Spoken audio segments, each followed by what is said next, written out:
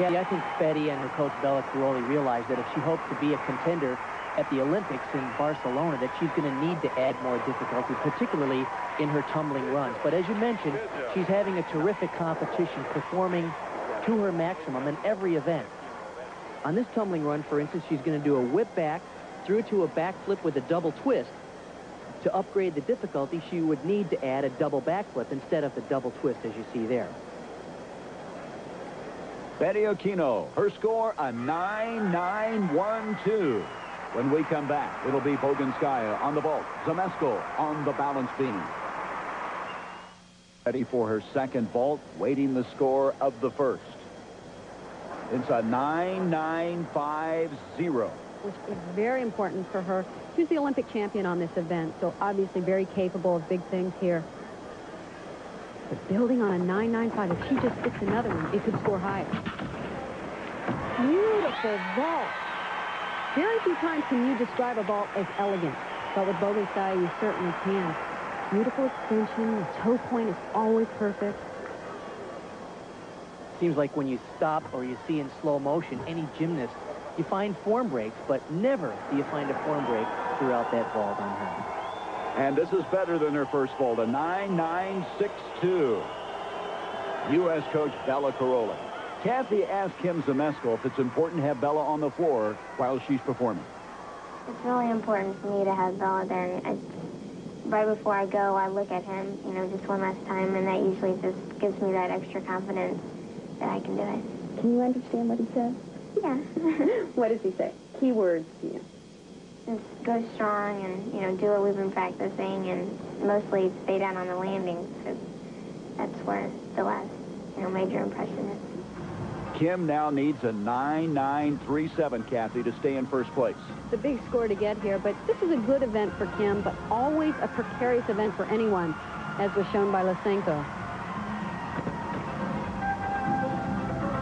Watch this position right here. It's sort of become a trademark pose of Kim. The reverse plunge with the one leg bent.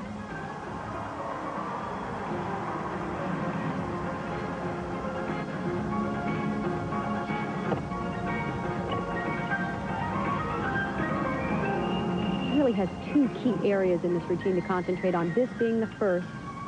Here's her two layout step out. Boginskaya also performed this, as well as Betty Aquino. And it was very nicely done.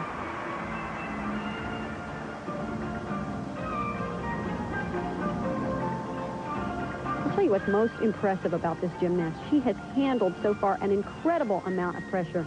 She has led the competition from the start, and only by a very slight margin, and is leading over the defending world champion.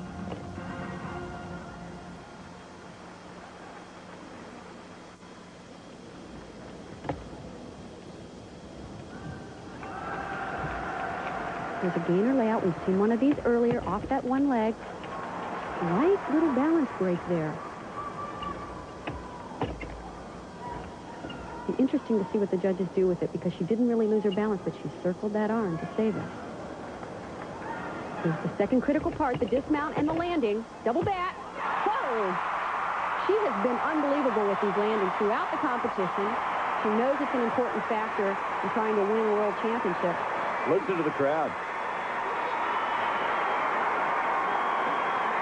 Now, without getting into comparisons of styles of Boginskaya and Zmeskal and which one is better, Boginskaya had the small balance check and the step on the landing.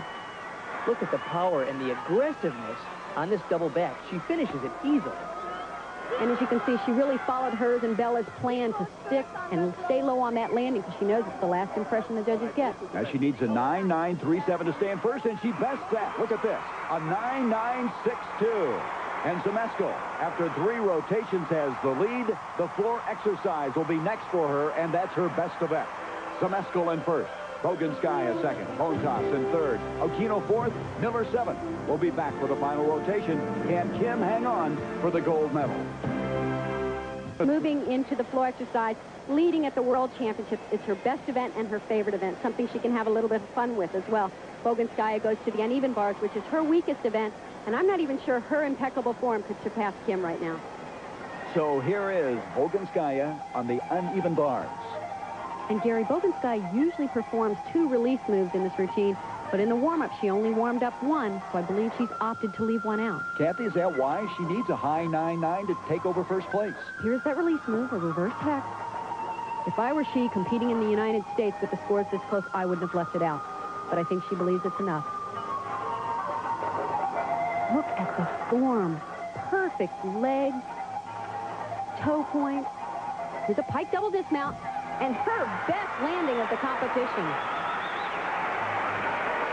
Now she knows that it's just in the judge's hands. A high 9.9 is what she needs to take over first place from Kim Zmeskal.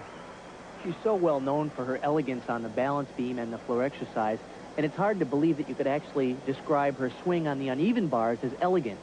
But she really has smooth rhythm, beautiful lines, and look at the style on this toe on, toe off to handstand. And no one lands better than this. Remember now, she needs a high 9.9, and she gets a 9.912.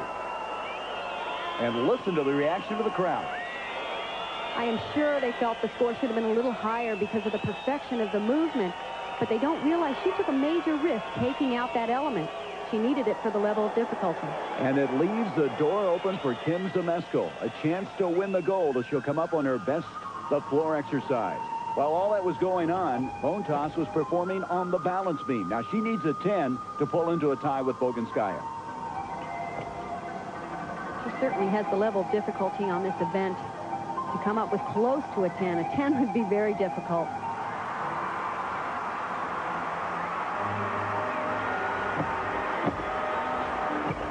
As you can see, she doesn't quite have the extension on the leap to say a Boginskaya.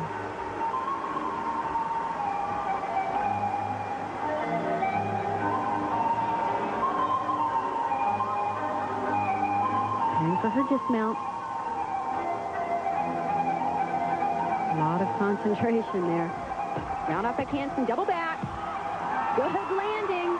She knows she's done a very fine routine. But Kathy, is it a 10?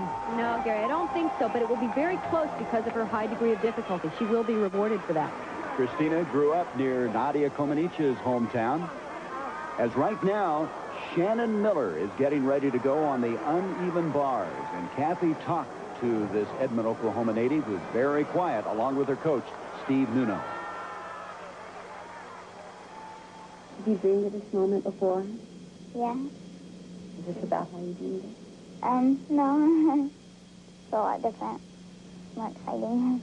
I believe that she's a modest girl, but she really has her emotions she likes to show through her gymnastics. And so she doesn't really have a lot to say, but she has a lot to do and a lot of things to show people that she can do. Here she is, ready now for the uneven bars. Bone Toss's score, by the way, was 9.975, so she did not get the 10. This is a great event for Shannon. This is a nice routine made even better with a huge dismount. Beautiful high ginger. Back flip with a half twist. Now here's her second release move. It's a reverse hex. Good height. Now watch this dismount. Full twisting double back. A lot of trick, and look at the landing. Very nice work. Best routine I've ever seen her do. It's hard to believe that this young lady can be so almost painfully shy and yet so assertive when she's on the equipment.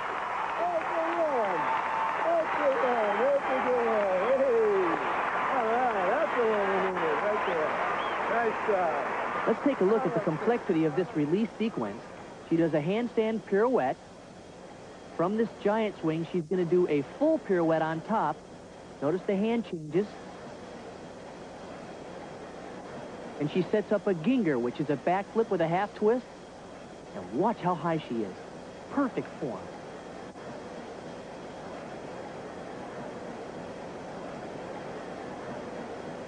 And on the dismount, as you mentioned, Kathy, there is a lot of trick going on here. This is a double back with a full twist.